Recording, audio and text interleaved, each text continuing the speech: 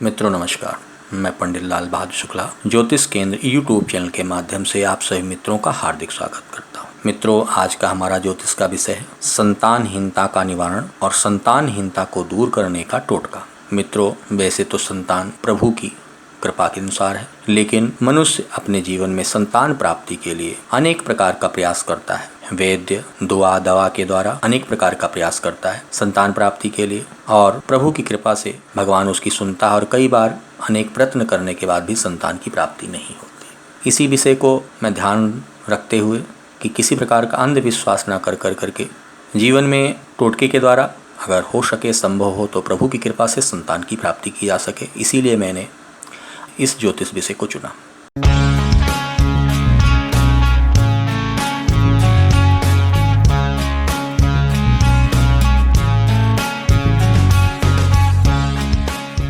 मित्रों, वैसे तो संतान की प्राप्ति जन्म कुंडली के अनुसार स्त्री पुरुष की ग्रह के अनुसार होता है। कभी कभी संतान विलंब से प्राप्त होती है और कभी कभी कई प्रकार के उपायों से संतान की प्राप्ति होती है। कर्म अनुसार संतान कभी देर से और कभी ऐसी संतान की प्राप्ति होती है कई कारणों से कि जिसकी कारण संतान की किसी प्रकार की शारीरिक कष्ट संभव होता है, या गर्भ में माता के गर्भ आने के बाद गर्भपात हो जाता है। इन सभी परेशानियों का मुख्य कारण जन्म कुंडली में बृहस्पति का अशुभ प्रभाव या राहु मंगल शनि आदि के अशुभ प्रभाव के द्वारा या पंचम स्थान पर इनके अशुभ दृष्टि के द्वारा संतान संबंधित परेशानियों का सामना करना पड़ता है।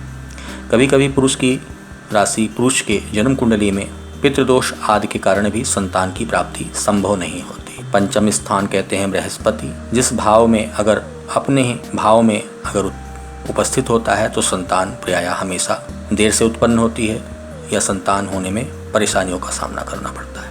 पंचम स्थान पर अगर अशुभ ग्रहों की दृष्टि होती है तब भी संतान की परेशानी आती है। दूसरे घर में कुर ग्रह होने पर भी संतान की हमेशा परेशानी आती है।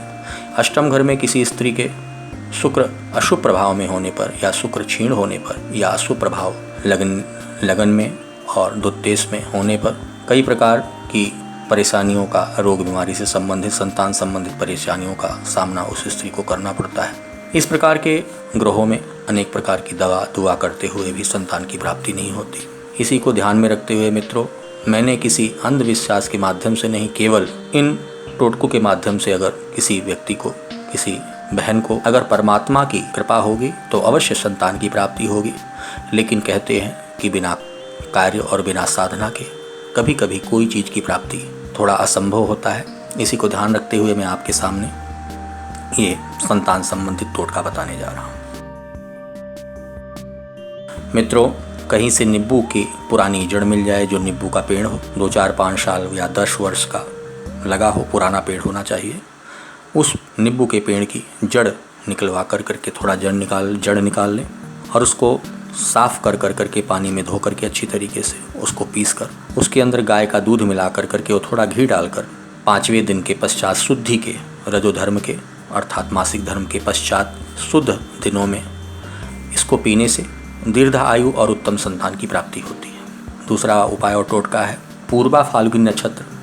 आप पूर्वा फाल्गुनी नक्षत्र हर मास में, हर महीने में एक बार आता है, जो कि सिंह राशि पर उपस्थित होता है। आप अपने धर्म स्थान से आप पंडित जी के द्वारा या किसी ज्योतिषी के द्वारा आप इसके विषय में जानकारी ले सकते हैं कि पूर्वा फाल्गुनी नक्षत्र किस दिन आना है और कब आना है। आप उनसे इसके बारे में जानकारी ले लें, या आप हमारे व्हाट्सएप नंबर पर केवल इस पूर्वा फाल्गुनी नक्षत्र के बारे में जानकारी ले सकते हैं। तो पूर्वा फाल्गुनी नक्षत्र में बोर्ड का पेड़, कहीं बरगद का पेड़ बोला जाता है, बड़ वृक्ष जिसको कहा जाता है, बोर्ड, बरगद और बड़ वृक्ष एक ही होता है। उस बड़ वृक्ष की जाकर करके अपने चप्पल जूते उतार और हाथ जोड़कर पहले आज्ञा ले, हे वृक्षराज, मैं आपके पास उत्तम संतान प्राप्ति के लिए, आपकी कृपा प्राप्ति के लिए, आप अच्छे हो, आपका संसार से आप हमेशा विद्यमान होते हो, आपका इस संसार में हमेशा हरियाली से उपयुक्त हो, आप मुझे अपनी जड़ लेने की आज्ञा प्रदान करें।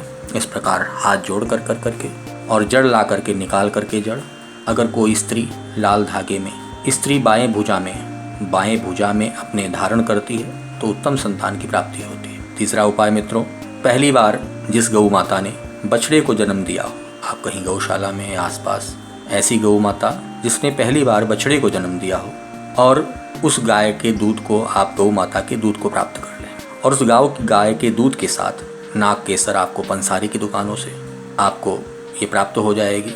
नाग केसर को ला करके उसको पीस लीजिए, चूर्ण बना लीजिए, चूरा कर लीजिए, और उसके चूर्ण को पीस कर मासिक धर्म के 5वें दिन की शुद्धि के पश्चात उसके बाद लगातार 7 दिन पीने से नाग केसर और उस गाय के दूध को उसमें मिला करके पीने से 7 दिन और पति पत्नी के संबंध से अवश्य संतान की उत्पत्ति होती है। मित्रों, आज ये संतान संबंधित टोटका मैंने आपको बताया। आपको कैसा लगा? हमारे YouTube चैनल में अपनी राय अवश्य दें। आज का हमारा ये टोटका ज्योतिष संबंधित यहीं समाप्त होता है। आप हमारे इस YouTube चैनल को नीचे दिए गए लाल बटन को सब्सक्राइब कर करके ज्योतिष संबंधित तथा जीवन में लाभ संबंधित आने वाले विषयों के बारे में जानकारी लेते रहें। आप हमारे इस YouTube चैनल को अवश्य सब्सक्राइब करें। मित्रों, आज का विषय यहीं समाप्त होता है। फिर से एक नया विषय लेकर कुछ समय पश्चात फिर से हाजिर होंगे। तब तक के लिए मित्रों, नमस्कार।